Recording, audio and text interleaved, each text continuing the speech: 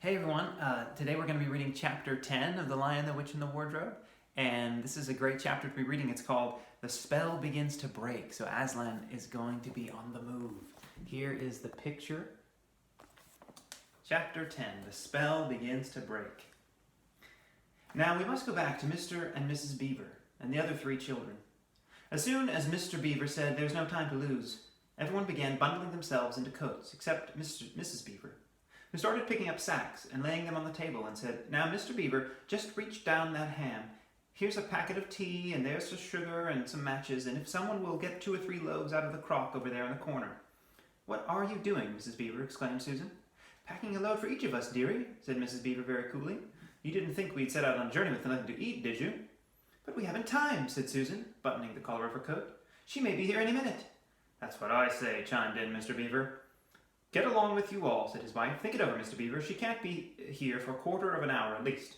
"But don't we want as big a start as we can possibly get," said Peter, "if we're to reach the stone table before her?" "You've got to remember that, Mrs. Beaver," said Susan. "As soon as she has looked in here and finds we're gone, she'll be off at top speed." "That she will," said Mrs. Beaver, "but we can't get there before her whatever we do, and for she'll be on a sledge, and we'll be walking."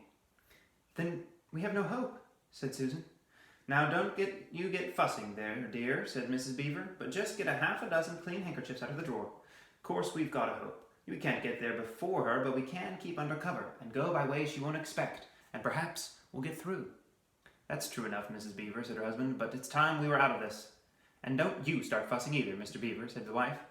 "There, that's better. There's 5 loads, and the smallest of the smallest, us. That's you, my dear," she added, looking at Lucy. "Well, I'm nearly ready now," answered Mrs. Beaver at last, allowing her husband to help her into her snow boots. "I suppose the sewing machine's too heavy to bring?" "Yes, it is," said Mr. Beaver. "A great deal too heavy. And you don't think you'll be able to use it while you're on the run, I suppose?" "I can't abide the thought of that witch fiddling with it," said Mrs. Beaver. "And breaking it or stealing it, as likely as not." "Oh, please, please, please do hurry," said the 3 children. And so at last they all got outside, and Mr. Beaver locked the door. It'll delay her a bit," he said, and they set off, all carrying their loads over their shoulders. The snow had stopped, and the moon had come out when they began their journey. They went in single file, first Mr. Beaver, then Lucy, then Peter, then Susan, and Mrs. Beaver last of all. Mr. Beaver led them across the dam, and on that right bank of the river, and then along a very rough sort of path among the trees, right down by the river bank. The sides of the valley, shining in the moonlight, towered far above them on either side. "Best keep down here as much as possible," she said. "She'll have to keep to the top, for you couldn't bring a sledge down here." It would have been pretty enough scene to look at, through the window, from the comfortable armchair, and even as things were, Lucy enjoyed it at first. But as they went on walking and walking, and walking, and as the sack she was carrying felt heavier and heavier, she began to wonder how she was going to keep it up.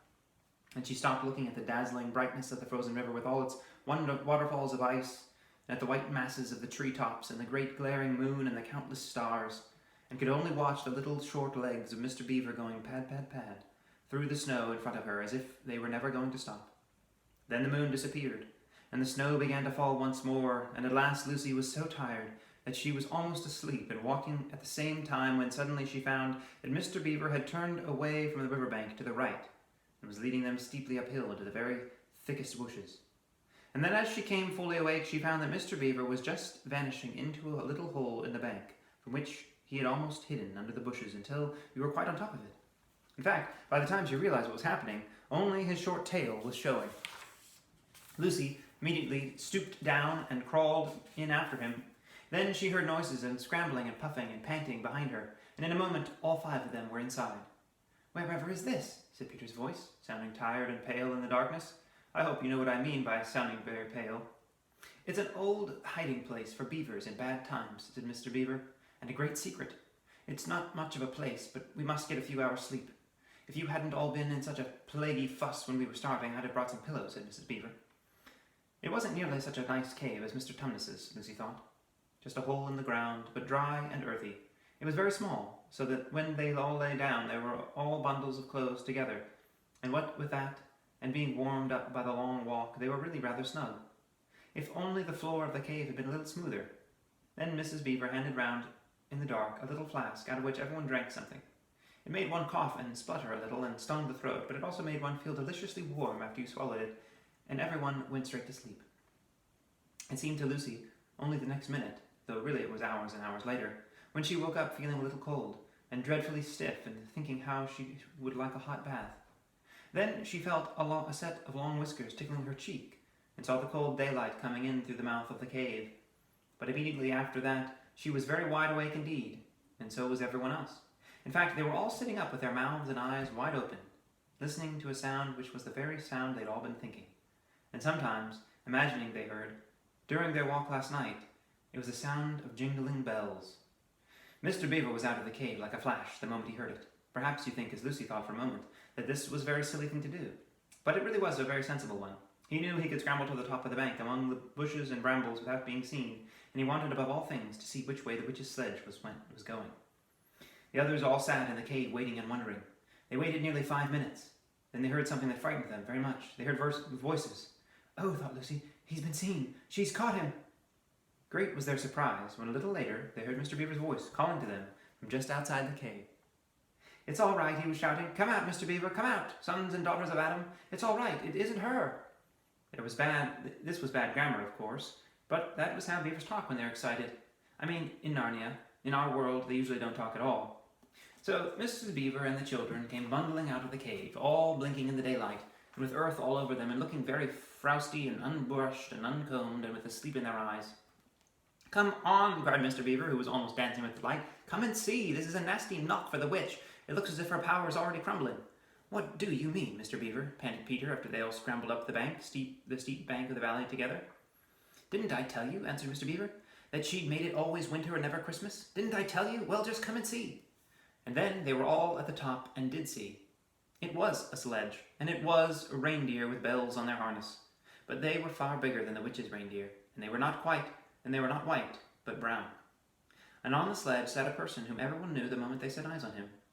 He was a huge man in a bright red robe, bright as holly berries, with a hood that had fur inside it, and a great white beard that fell like foamy waterfall out of his chest, over his chest.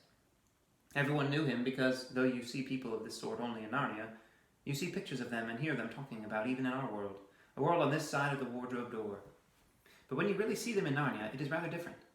Some of the pictures of Father Christmas in our world make him look only funny and jolly. But now that the children actually stood looking at him, they didn't find it quite like that. He was so big and so glad and so real that they all became quite still. They felt very glad, but also solemn. "I've come at last," said he. "She has kept me out for a long time, but I have got in at last. Aslan is on the move. The witch's magic is weakening." And Lucy felt running through her that deep shiver of gladness which you only get if you are being solemn and still. "And now," said Father Christmas, "for your presents. There is a new and better sewing machine for you, Mrs. Beaver. I will drop it in your house as I pass." "If you please, sir," said Mrs. Beaver, making a curtsy. "It's locked up." "Locks and bolts don't make no difference to me," said Father Christmas. "And as for you, Mr. Beaver, when you get home you will find your dam finished and mended and all the leaks stopped and a new sluice gate fitted." Mr. Beaver was so pleased that he opened his mouth very wide and then found he couldn't say anything at all. "Peter, Adam's son," said Father Christmas. "Here, sir," said Peter. "Here are your presents," was the answer. "And they are tools, not toys. The time to use them is perhaps near at hand. Bear them well."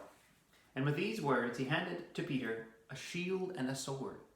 The shield was the color of silver, and across it there ramped a red lion, as bright and as ripe a strawberry at the moment when you pick it. The hilt of the sword was of gold, and it had a sheath and the sword belt and everything it needed, and it was just the right size and weight for Peter's use. Peter was silent and solemn as he received these gifts, for he felt that they were a very serious kind of present. "Susan, Eve's daughter," said Father Christmas, "these are for you," and he handed her a bow and a quiver full of arrows and a little ivory horn. "You must use the bow only in great need," he said, "for I do not mean you to fight in the battle. It does not easily miss, and when you put this horn to your lips and blow it, then, wherever you are, I think help of some kind will come to you." Last of all he said, "Lucy, Eve's daughter," and Lucy came forward. He gave her a little bottle of what looked like glass, but people afterwards said it was made of diamond, and a small dagger. "In this bottle," he said, "there is a cordial made of the juice of one of the fire flowers that grow in the mountains of the sun. If you or any of your friends is hurt, A few drops of this will restore them, and the dagger is to defend yourself at a great need, for you also are not to be in the battle. Why, sir, said Lucy. I don't know, but I think I could be brave enough. That is not the point, he said, but battles are ugly when women fight, and now, here he suddenly looked less grave, here is something for the moment for you all. And he brought out, I suppose from the big bag on his back, but nobody quite saw him do it, a large tray containing 5 cups and saucers, a bowl of lump sugar, a jug of cream, and a great big teapot, all sizzling and piping hot. Then he cried out, Merry Christmas! Long live the true king! And cracked his whip, and he and the reindeer and the sledge and all were out of sight before anyone realized they had started. Peter had just drawn his sword out of its sheath and was showing it to Mr. Beaver when Mrs. Beaver said, now then, don't stand talking like there's still tea that's going to get cold. Just like men. Come and help to carry the tray down or we'll have breakfast. What a mercy I thought of bringing that bread knife. So down the steep bank they went, and back to the cave, and Mr. Beaver cut up some of the bread and ham into sandwiches, and Mrs. Beaver poured out the tea, and everyone enjoyed themselves. But long before they had finished enjoying themselves, Mr. Beaver said, time to be moving on now. And that's the end of chapter 10.